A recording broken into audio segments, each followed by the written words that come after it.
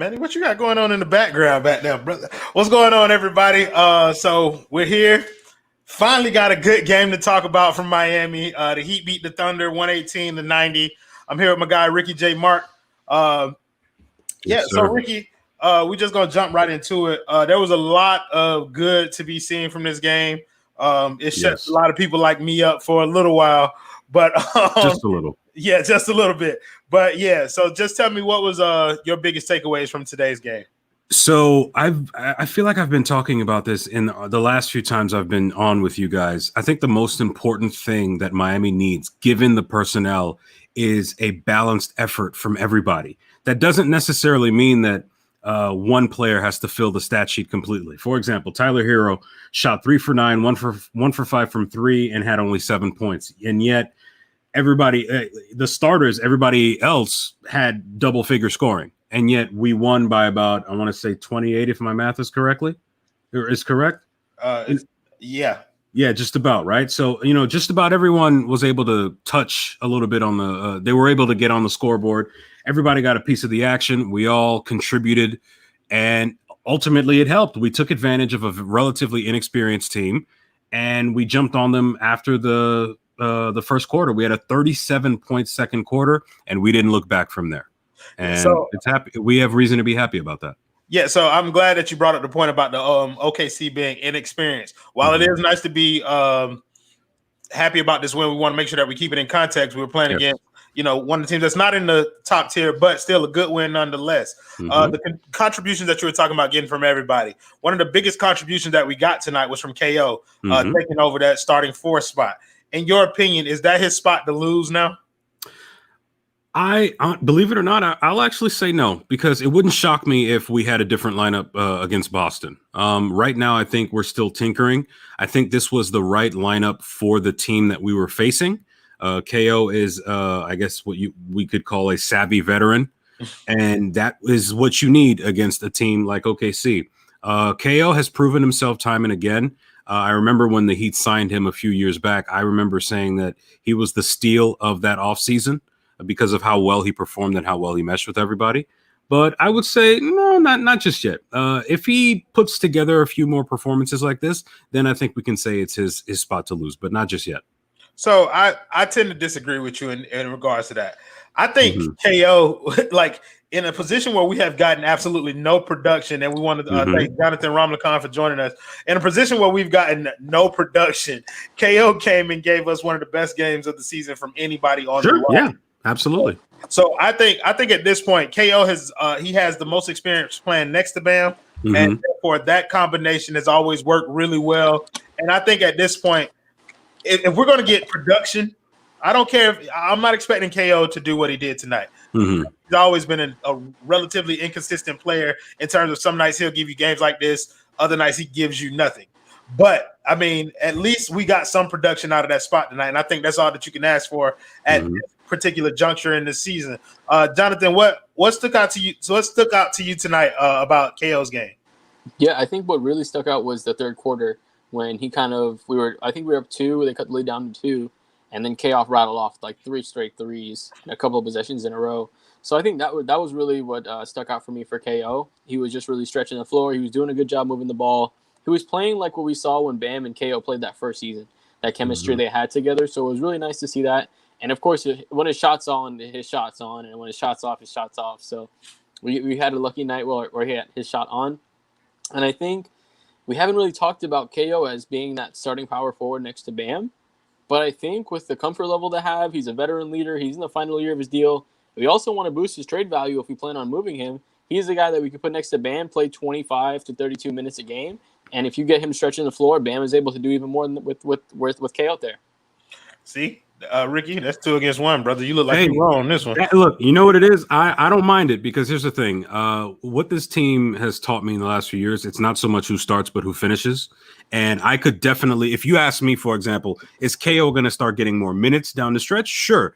Will he start? I don't know. I think it's still too early. Going back to my initial point against, for example, going up against maybe Boston later this week, it might not be him, but I could see him playing more if he's able to string performances like this together for sure. Somebody in the comments, evolve already. I don't know what the hell that says. He says, stop saying we. I'm a fucking fan, bro. I can say we like. Well, tell him to evolve already as a fan. Then Evolve with that spelling because that's not how you spell that. Is that how you? That doesn't look right. It might. I think it's right. Yeah, I think yeah. it's right. Yeah, it is right. It just looks stupid with the period. I'm sorry. I'm getting off topic. Huh? With the period in between, it makes it look like one word. Yeah, bro. I'm sorry. That's going to become a thing now. Watch. Yeah, right. This shit's crazy. About how I can't spell evolve. That's going to be embarrassing for a little while. Either way, so we saw with the rotation. Also, you saw Mo didn't really get any minutes until garbage time. He pretty much got in there with Silva and Okpala. Same thing with Kendrick Nunn. Is that where we are now with those two players? Either one of you, feel free. Well, I think if you continue to not play well, then your minutes will decrease. I think Spo is pretty practical in that sense. If you're not producing, you're not going to be there. Now, is he going to completely give up on you? No, I don't think that. I was encouraged by what little we saw out of Kendrick Nunn in that fourth quarter down the stretch, because I know, if I remember this correctly, when we were getting whooped by about 50 points, I think a week ago, I heard we were talking a lot about how Nunn didn't really take advantage of those minutes. I think it's safe to say that we saw a little bit more of the Kendrick Nunn of last year in the fourth quarter in terms of getting to the basket, hitting floaters, penetrating, dishing out, kicking it out, and all that other stuff. So I think that's encouraging for him. Hopefully he'll be able to work his way back into the rotation in terms of being like that first guard off the bench next to Goran. But I think that's it's positive. It's something good to see out of him. Avery Bradley has already sewn up that first guard off the bench next to Goran thing. So I don't know. Maybe he does find a way to carve himself out a piece of the rotation. But Jonathan, one of the things that Ethan was harping on was the fact that Jimmy wasn't Jimmy in that last game, and that was a big part of why the team wasn't playing up to its standards. Jimmy was himself tonight. Bam was himself tonight. And we got to win as a result of it. Do you think that Jimmy being Jimmy is the biggest part of what this team needs to do going forward? Yeah, I think it has to be a key part. It has to be at the right time.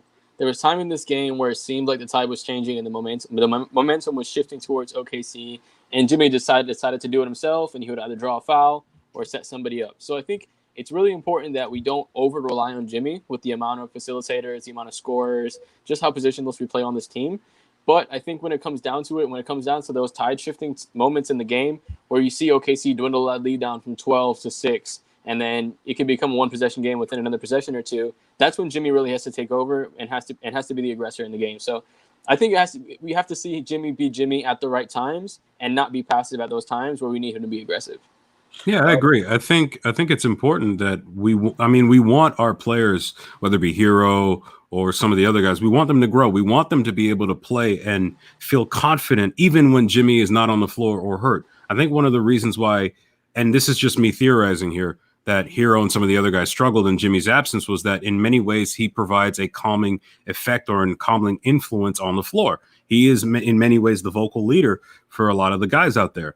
I would like to see I would like to continue to see the guys grow and feel more confident in their abilities with him out, because we can't just, like you said, we can't just depend on one guy. He's the engine, but we've got guys on this team that can go. So I kind of want to talk to a little bit about Herro. You mentioned him just now. When it comes to Herro, we've seen a different version of him this year, in which he doesn't seem to be as aggressive looking for his own shot. I don't know whether that's because of role. I don't know if he's a bit more tentative now because of the trade rumors. But we've seen him have good games, and he's been solid. But it hasn't been the level of aggression in terms of looking for his own shot. Why do you think that is? I think it might have to do with learning or adding different facets to his game, really. We knew who he was. He was every bit the confident gunslinger that we saw last season. This season, it seems that the coaching staff might be trying to mold him into more of a combo guard that can occasionally run point, as we saw in the last few games.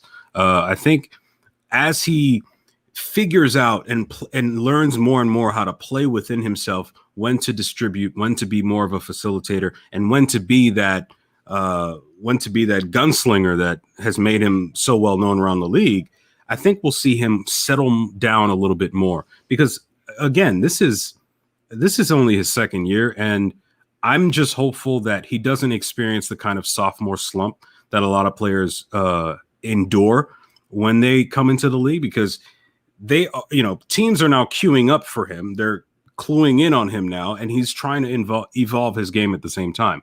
That's not an easy feat for anybody, really. Only the greats seem to pass through that with no problem. But I think he'll be fine. It's anything to worry about too much. Okay, so circling back to the game tonight, one of our biggest problems all season has been with the turnovers. Tonight, we kept that number relatively low. I think we ended the game with – hold on, I'm checking stats now. We ended the game with 14 turnovers, which is not great, but it's not as bad as – it's not the 20-plus that we had been giving up for a couple of games that caused us to get blowouts. Part of that was due to Jimmy being more aggressive in terms of looking for his shot, being more decisive. Another part of that was Bam being more decisive in his play. I want you to give me a quick evaluation on what you saw from Bam tonight. So Bam is kind of, I guess, an enigma for the time being because he just signed a max contract and a lot of us are expecting him to be 25, 15, and 7. He's not there yet. But I will say that a 20-point, 8 rebound, 4 assist game sounds a lot like what we can expect out of him right now, given his approach to the game.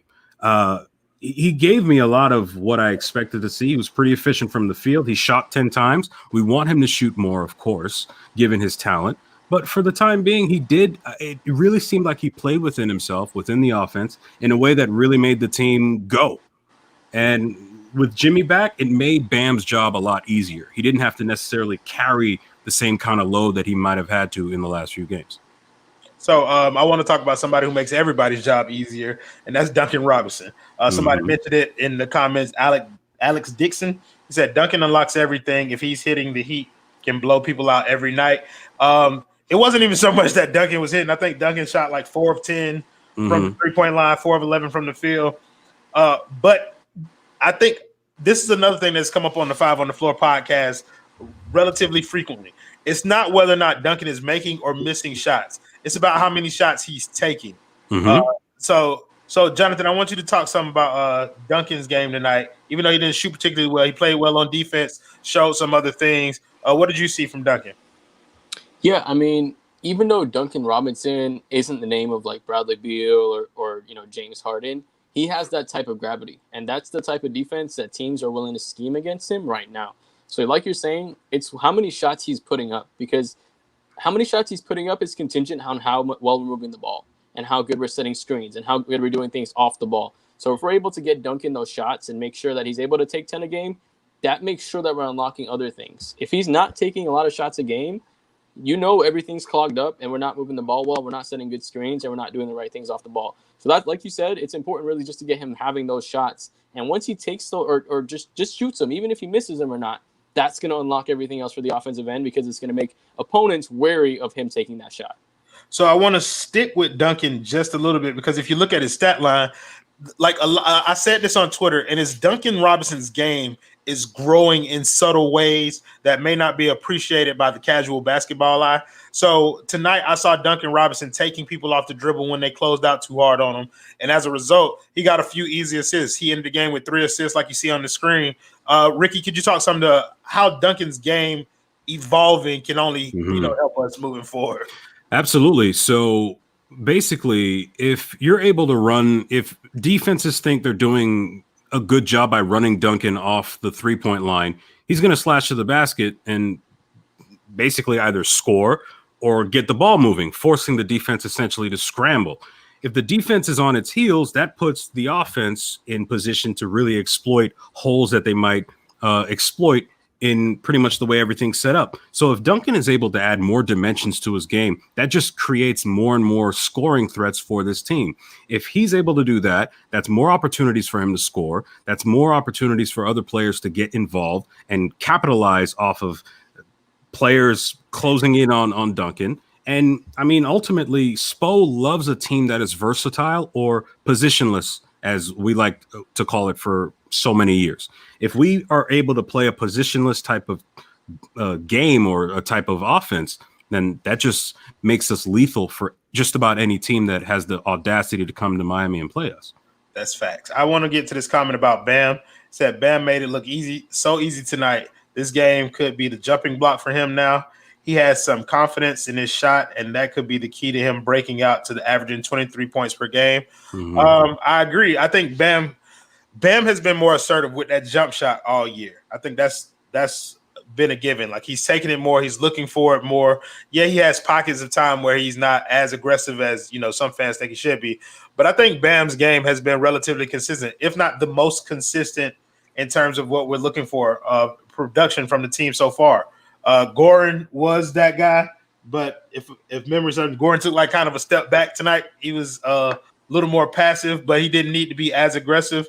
But he didn't need to force the issue at all. I think Bam, the thing about Bam is that it's clear he's worked on his jumper in the offseason, or however little offseason he had. And I know I mentioned this before. Watching Bam play not too long ago, I kid you not, I haven't seen a jumper that's smooth from a guy like him since Patrick Ewing.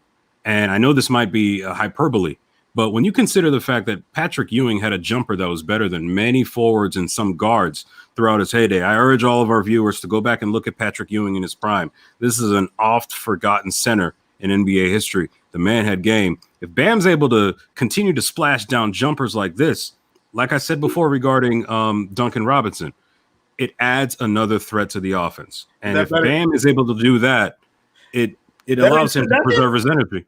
I'm sorry? Better than Tim Duncan?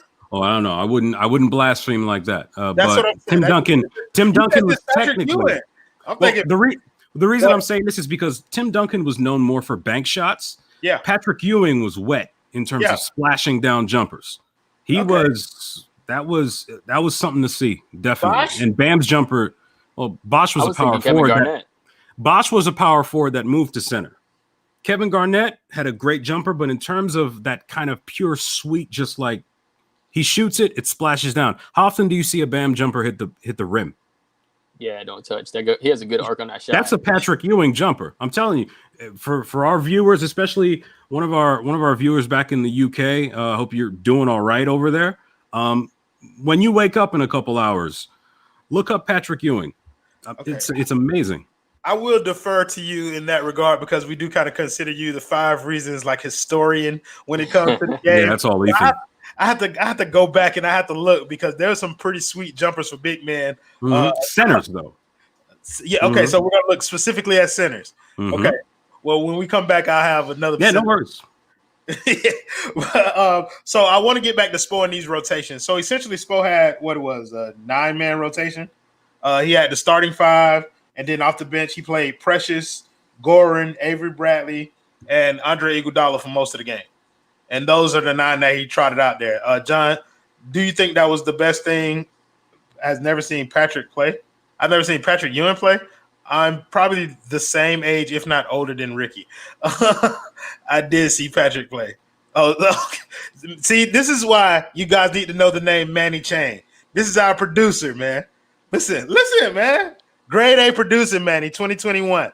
But there we go. I wanted you to talk something about the 9-man rotation. Is that the best play for the Heat moving forward to shrink the rotation down to just those 9 players? I mean, to a point, yes. But we have to remember this is still a long season, and we still need to make sure that everybody isn't worn down and their treads aren't run down by the end of the season.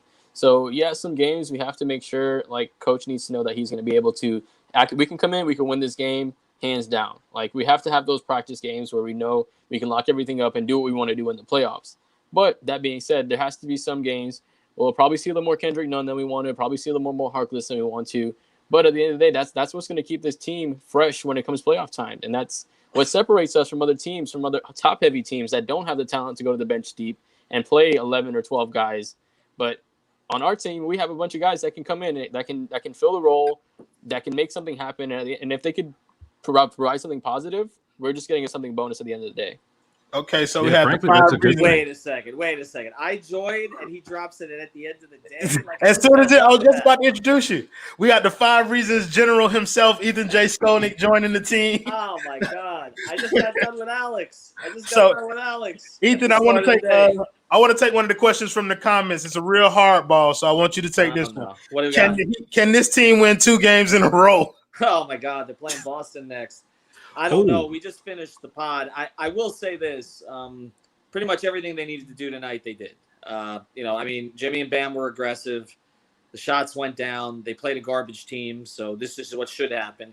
But I don't know if you guys have covered this much, but I think Eric found his lineup tonight. And I don't think it's so much about finding the lineup as it is finding the rotation. I think this was more about Spoelstra cares more about the bench sometimes than he does about the starters. And I think if you look at it tonight, forget the last few minutes with Silva and Nunn and KZ, but he basically played 4 core guys off the bench.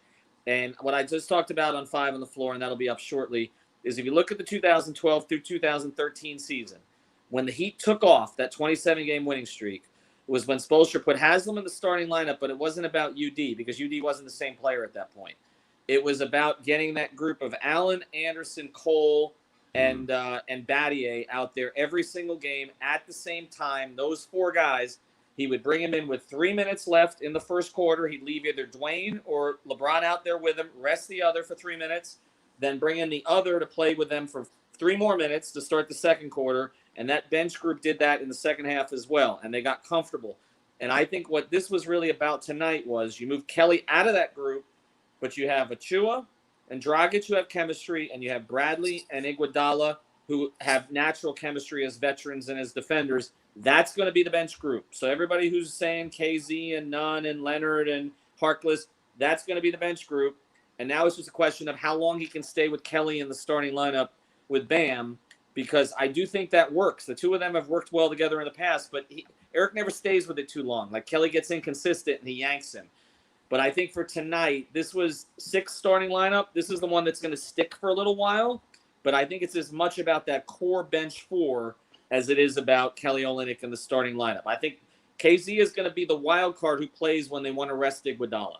Okay, I think Harkless, Nunn, and Leonard are off to the side. I think is what was that to me is what I take out of tonight's game.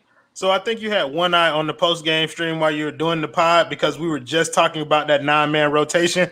Like, that's what Jonathan was explaining. And then Jonathan and I both agreed that this is the starting lineup moving forward. Just kind of what it is, because we've got some kind of production out of that 4 spot. But I was interested to hear that you said that how long he can stick with it. Yeah. What is the alternative? Well, there isn't really one on the roster. I mean, it's not going to be Myers. I think they've gotten away from that. It's not going to be Harkless. So I don't think there's one on the roster. One of the things Greg brought up late in the pod, and I think this is really interesting, we were talking about this, is that we've talked about Iguodala and Olynyk mostly as being contracts for trades, okay? Like, they're the 2 contracts that can make a trade work because they make a little bit more money and you can throw them in. They are somewhat attractive. And a team that you trade them to, like a Houston or a Washington, could move those players somewhere else and maybe get a draft pick for them because the team wants to clear out, wants the player, and they'll clear out the salary. But here's the thing now. So now you've got 2 of the guys that you potentially could trade who are now core parts of your rotation. Iguodala on the bench and Olynyk as a starter. If you made a trade for James Harden now, you would be trading probably 6 of your top 9. to make a trade happen, right? Yep, sounds familiar. So, because you'd be trading probably Herro and Robinson and maybe Precious, who's in your top 9, and Iguodala and Olynyk. I mean, that's a lot of guys. And then like Nunn and Harkless and Leonard become pieces that have to elevate into your rotation. To me, this makes it dicier to make a trade like that. Like, I think they're going to stick with this for a while. If Kelly can't get it done, they'll keep looking for a 4. Maybe it's Blake Griffin. Maybe, I don't know, but they'll keep looking for a 4. Maybe it's that guy. Okay. You're right. My God. Would you guys stop it with your dreamboat, PJ Tucker? Yeah. Maybe it's that, but I this reminds me of something. What's that? Oh, we just lost him. Absolutely. He was going to say something very profound. Very profound. With a much deeper voice than me. He's still frozen. Yeah. He's frozen. Frozen at the time. Ricky, you back in France? No. Oh Okay, no, he's gone. I'm sorry. Yeah, well, no, we got you. You're back. you know, You're back. I'm reminded of 2010, 2011. Mhm. I really am, because it has to do with the Knicks, mainly because the Knicks had a really nice thing going around a talented big man that could apparently shoot the jumper shoot the ball. And we were hasty and we blew up our depth for a guy we could have ended up getting in a couple of months anyways. And that it turned out to be Carmelo Anthony. That set even though the Knicks would go on to win 54 games in 2 seasons, it set the team back another decade. After Donnie Walsh broke his back, basically undoing everything Isaiah Thomas did, they blew it up in search of that star, because so many people were crying out. We already had a talent. We had some young guys, and I don't know. I'm in a way, I'm with Ethan. I'm not ready to see that happen. Well, Ricky, and you're right. Jumping in the hard and stuff. Ricky, a lot of that was Carmelo wouldn't wait. If Carmelo had waited, they would have kept Gallinari. They would have kept Wilson Chandler. They would have kept Mozgov. They would have kept some of the other pieces on that team. Felton. Felton. Right, and Felton, right? Yeah, Fat Ray. But the biggest thing about it to me, I think what this is about is they got to a rotation that looks to me like a playoff rotation tonight. Mm-hmm. And I think now maybe you let it ride for 2 or 3 weeks and you kind of see if it works. And if it doesn't work, then I think maybe Pat gets a little bit antsy. And, we see how things go in Houston and Washington, and maybe there's a trade to be made there, or maybe Detroit. Some of these other teams that have a guy that maybe the Heat might go after. Or maybe the guy we keep talking about is Kyle Lowry. Now, I think the Kyle thing is, Toronto lost again tonight. Watch that situation, because there's no point in them keeping Kyle Lowry if they're going to play like this, because he's in the last year of his deal at $30 million. So watch that. But look, again, tonight, the Heat kept the turnovers down. They only had, Silva had 3 turnovers in 5 minutes. Okay. They only had 9 turnovers before garbage time. So they kept the turnovers down. They rebounded well. They played a garbage team. We know that. But I think this was a testing ground for Eric. And now he can go these 2 games into Boston and see how it looks. And Boston does not have a great front line. So you can play Kelly Olynyk against Boston. Mm-hmm. You see what that looks like. This is a team you might see in the playoffs. And you see if you can get a little rhythm with it. Bam's very comfortable with him. So I really like this because I like the bench group. I think that bench group, you've got a great mix of 3 veterans and 1 kid who's a live wire act. And I think it works. And again, you look at the bench group that they had. Chris Anderson was a live wire act.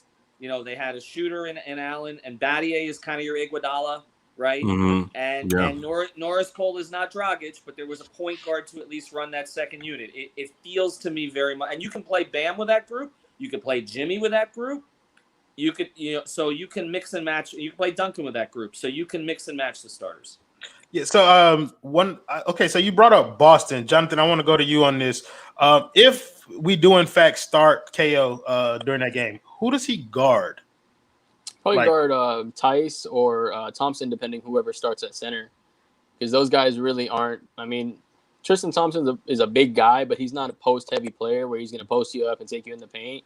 He's going to get his points off of offensive rebounds and stuff like that. So if Kelly can work hard, he did a decent job fighting on the boards tonight. But if you can just try to focus on rebounding and do a decent job on Tice or Thompson, whoever starts, you can probably put Bam on Jason Tatum, and they'll match up pretty well. He has workout time from him from the Team USA practice, so he has a little extra scouting on him there. So I think that's something that'll work well. And then you put Jimmy on Jaylen Brown, and then everything else figures stuff out. Hopefully Marcus Smart doesn't go off for 6 for 10 for 3-point shooting, and we'll be fine with that defensive lineup. I think they match up pretty well against them. I feel like. I think Kemba's not Kemba anymore, and so I think you can play Herro on Kemba. I guess you're hiding Duncan on Smart, right? And then you play Jimmy on Jalen, and you play Bam on Tatum, and that's to me I think that's the way that they probably go. I think it's also an effort thing too, because going into this game, the Thunder averaged about 5 more rebounds than the Heat did, and if you look at the numbers, the Heat out-rebounded them by about 9. Yeah. And it really seems, and the thing is, we have the bodies. I know this is something Spo has been saying for years now, whenever we would talk about, do we need a center? And he'll always say, we have enough. We have the guys that can do it. Bam's motor is ridiculous. Jimmy Butler was a guy in I think 2012 or 2013 when they played against the Heat. He played 48 minutes in the first 2 games against Miami. And granted, he's not the same age, but the effort is there. We saw it in the finals.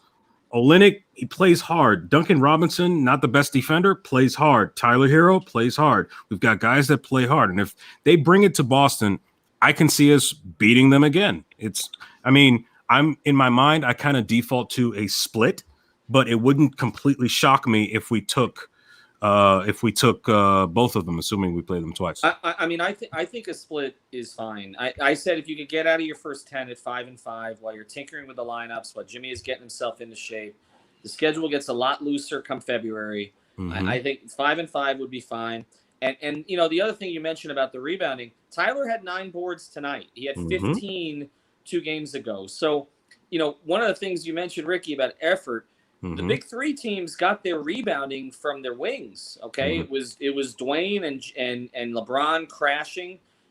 It wasn't their bigs. I mean, even people used to complain because Bosch would come out of a game with 2 boards. Okay, yeah, right. I was one of them. I admit. Right. So and look, there are other bigs they had their collection of stiffs that first year, and Z wasn't Big Z wasn't rebounding, McGlure wasn't rebounding, Dampier wasn't rebounding, Turioff. How many of them did they have? Okay, so. They got their rebounding from their smalls. Rio would come back and clean up sometimes, but mostly it was LeBron and it was Dwayne and it was other guys who kind of figured it out when UD wasn't healthy. So I think, to me, the rebounding is not a huge issue for them. It's cleaning up the turnovers a little bit, the shots falling for them, Jimmy setting the pace. Look, Bam and Jimmy were 10 of 14 in the first half. Okay, if you're going to get 14 shot attempts out of them in the first half, you're going to be fine.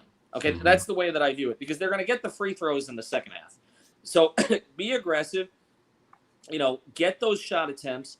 Jimmy was extremely aggressive tonight. That sets up everything else. Duncan and Tyler feed off Jimmy's energy. So when because Dragic is his own energy. He doesn't need anybody else. But those 2 guys need somebody else to help create it for them.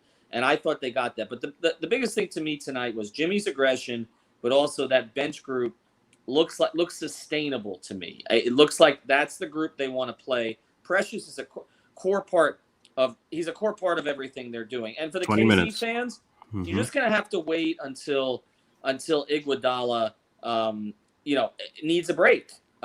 Because I don't think Greg was talking about this on Greg was talking about this on the pod. The plan was not for Iguodala to be playing heavy minutes during the regular season.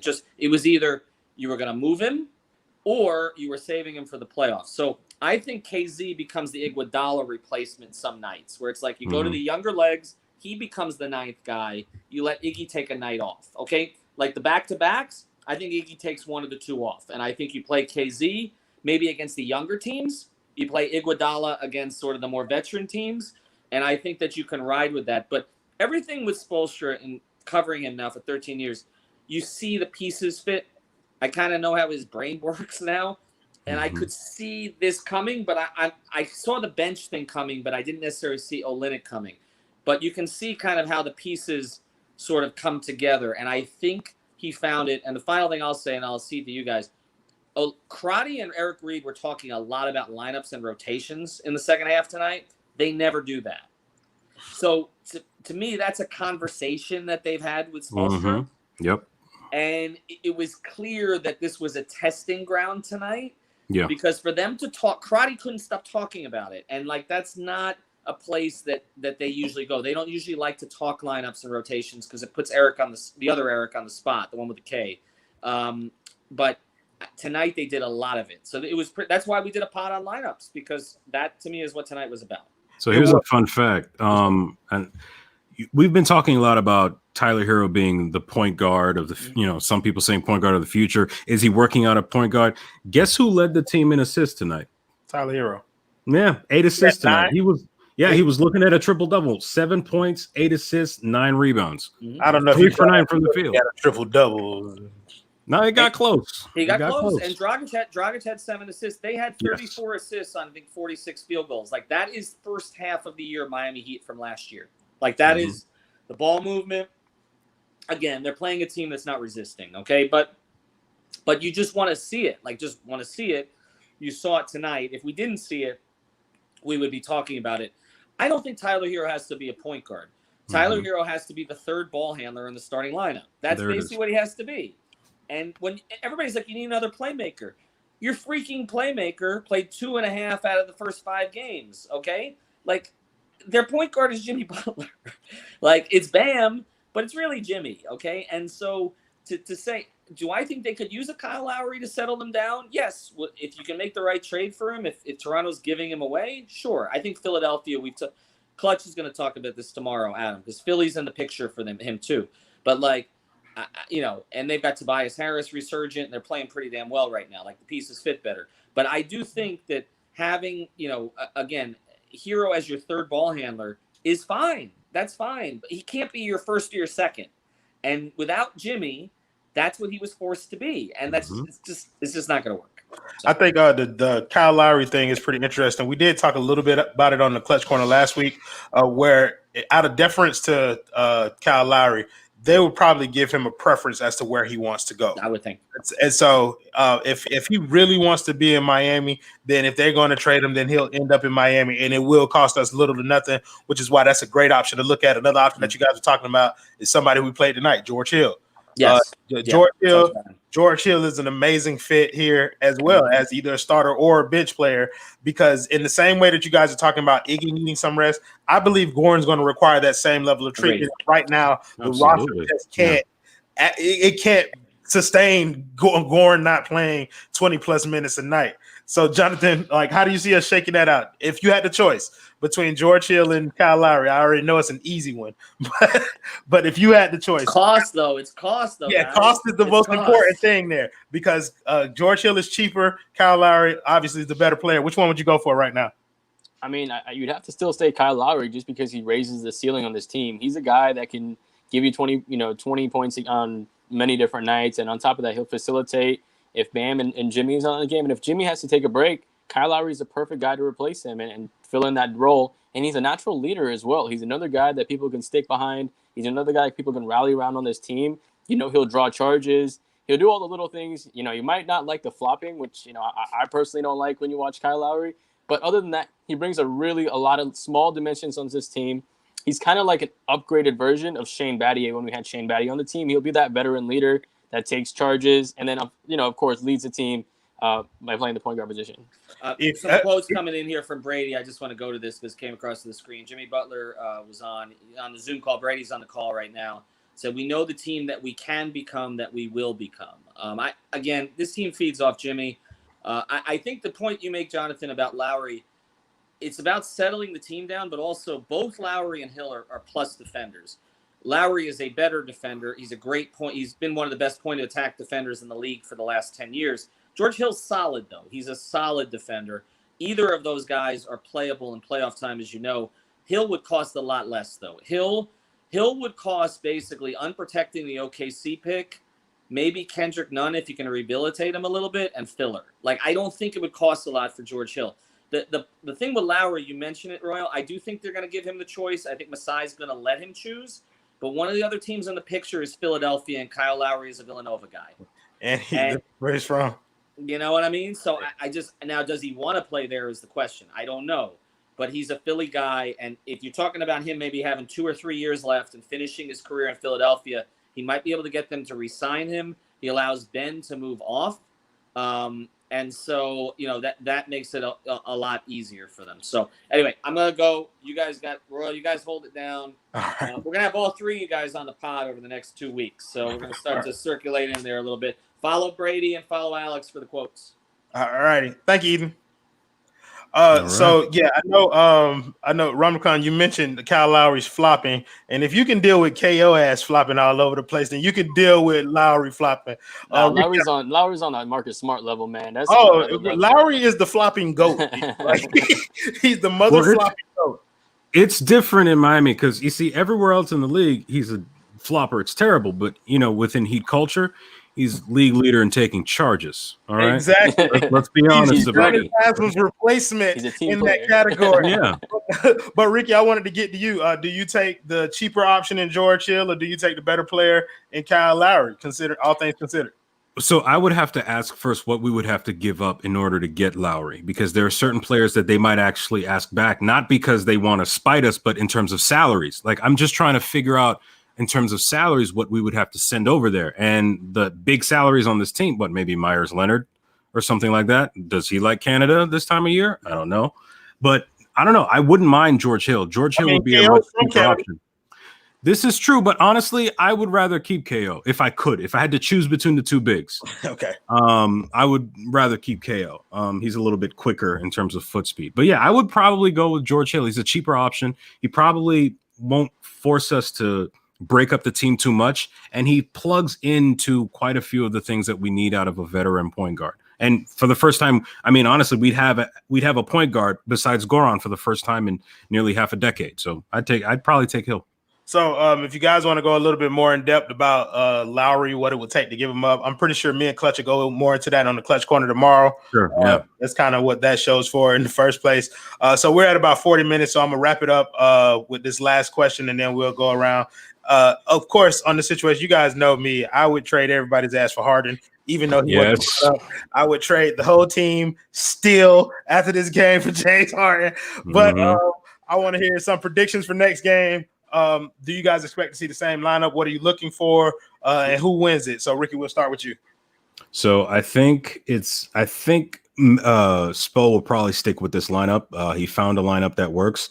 And I could see us going into Boston and winning. I really could. But I have to be careful because my last few picks haven't exactly worked out for the team. So I got to be careful. I'm going to hedge my bets so at least the Heat have a chance. All right. Or do like I do and pick the Heat every goddamn game. So you had a 50-50 chance one way or the other. Ram Lacan. Yeah, I have to agree. And I think we're playing them back to back. Is that right? No, I think we play them on Wednesday and Friday. Okay. Yeah, we'll get one of those. Yeah. At least. It's more likely that we win the second game.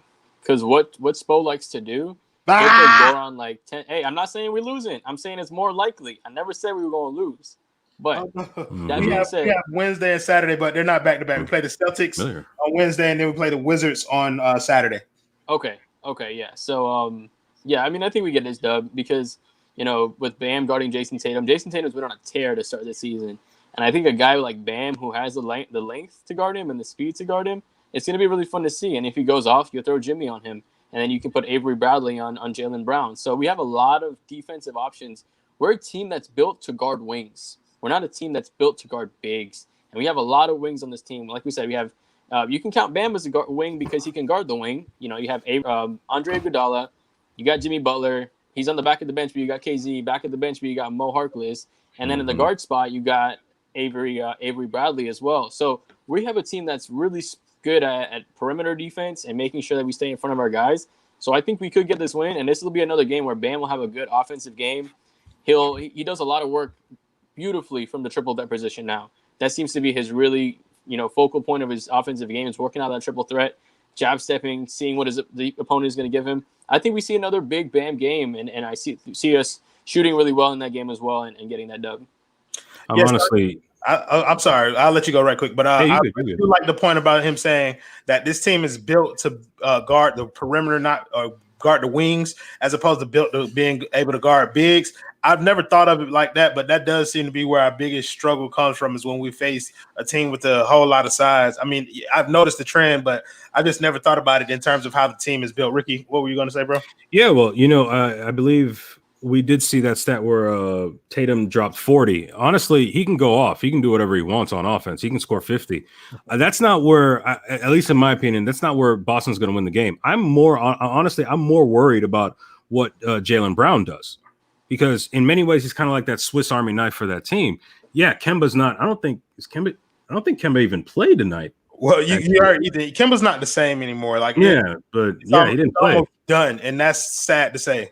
Yeah, I'm more concerned about Jaylen Brown. If Jason Tatum wants to go off, because he's more than welcome to. He trained under the late great Kobe Bryant not too long ago, but unfortunately, like the first game of the season, he inherited some of the more bad traits where he would shoot his team out of a game.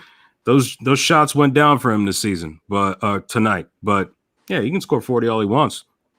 So they're telling us Kemba's injured, but I'm with you in terms of being more worried about Jaylen Brown. He seems to be the barometer for that team. When he plays well, that team usually wins. No matter how Jason Tatum plays, if Jaylen Brown doesn't play well, then they usually lose. We're at the 45-minute mark. I don't want to keep people here too long. It was a great game, great win for the Heat. Hoping that we see many more of these so that we can have much more positive content on here. Because I love being the bearer of bad news, but it's always nice to come on here and have a nice, lighthearted post-game show. So, Ricky J. Mark, Jonathan Ramlakan, I'm Royal Shepherd. You guys have a great night. Thanks for joining us. Follow us on Instagram at 5 on the floor 5. I run the Instagram page, but follow us, follow everybody on Twitter, and have a good night. All right, take it easy.